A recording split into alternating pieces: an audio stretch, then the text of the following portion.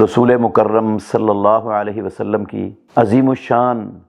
سنتوں میں سے ایک بہت بڑی عظیم سنت، جس کو تقریباً لوگوں کی اکثریت نے ترک کر دیا ہے، چھوڑ دیا ہے، اور وہ سنت آج کل ہمارے معاشرے میں عیب سمجھا جانے لگا ہے، وہ ہے مسلمان مرد کے کپڑے کا اس کی نصف پنڈلی تک ہونا۔ رسول اللہ صلی اللہ علیہ وسلم کے کپڑے نصف پنڈلی تک ہوتے تھے، اور آپ صلی اللہ علیہ وسلم نے یہی کہا ہے، تعلیم بھی یہی دی ہے۔ سنن ابو داود میں حدیث ہے، عزرت المؤمن الی نصف ساقہ، مومن کی تہ بند اس کی نصف پنڈلی تک ہونی چاہیے۔ ہاں، اگر وہ ٹخنے تک چلی جائے تو رسول مکرم صلی اللہ علیہ وسلم نے فرمایا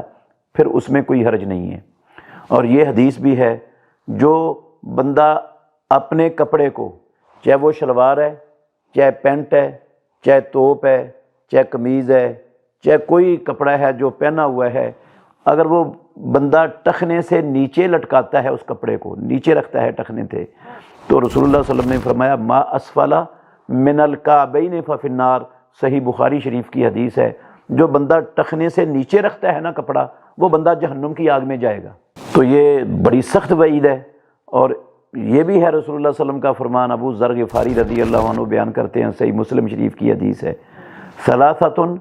تین قسم کے لوگ، لا یکلمہم اللہ یوم القیامہ، اللہ رب العالمین قیامت والے دن ان سے ہم کلام ہی نہیں ہوں گے، ولا ینظر الیہم، اللہ رب العالمین ان کی طرف نظر رحمت سے نہیں دیکھیں گے، ولا یزکیہم، رب العالمین انہیں ان کے گناہوں سے پاک بھی نہیں کریں گے، وَلَهُمْ عَذَابٌ علیم، اور ان کے لیے دردناک عذاب ہوگا۔ صحابہ نے پوچھا اللہ کے نبی من ہم فقد خابوا وخسروا، اللہ کے نبی وہ تو برباد ہو گئے، ناکام ہو گئے، وہ کون ہیں بد نصیب لوگ؟ تو رسول اللہ صلی اللہ علیہ وسلم نے تین بندوں کا تعارف کروایا۔ آپ نے فرمایا المنان، ایک وہ شخص جو کسی کے ساتھ نیکی کرتا ہے، کسی پر احسان کرتا ہے، پھر بعد میں احسان جتلانا شروع ہو جاتا ہے، والمسبل ازارہ، اور دوسرا وہ بندہ جو اپنی تہ بند کو، پتلون کو، شلوار کو، قمیض کو ٹخنے سے نیچے لٹکاتا ہے، اور تیسرا وہ بندہ والمنفق سلعتہ بالحلف الکاذب، جو جھوٹی قسم اٹھا کر اپنے سامان کو فروخت کرتا ہے۔ تو اس میں بہت ساری خرابیاں ہیں، ایک تو رسول اللہ صلی اللہ علیہ وسلم کے طریقے کی خلاف ورزی ہے، دوسرا رسول اللہ صلی اللہ علیہ وسلم کے فرامین کی نافرمانی ہے، تیسرا اس میں فضول خرچی کی بھی صورت بنتی ہے، کیونکہ جب وہ ٹخنے سے نیچے لٹکانے کے لیے اس کو کپڑا خریدنا پڑے گا تو وہ یقیناً زیادہ خریدے گا، تو یہ فضول خرچی کے زمرے میں بھی آئے گا، اور یہ عورتوں کے ساتھ مشابہت کے زمرے میں بھی آئے گا، کیونکہ اسلام میں عورت کے پاؤں بھی ڈھکے ہونے چاہیے، اس کو رسول اللہ صلی اللہ علیہ وسلم نے ایک بالشت کپڑا نیچے لٹکانے کا حکم دیا ہے اپنے ٹخنوں سے بھی، تو جب کہ مرد کو نصف پنڈلی تک رکھنے کا حکم دیا ہے،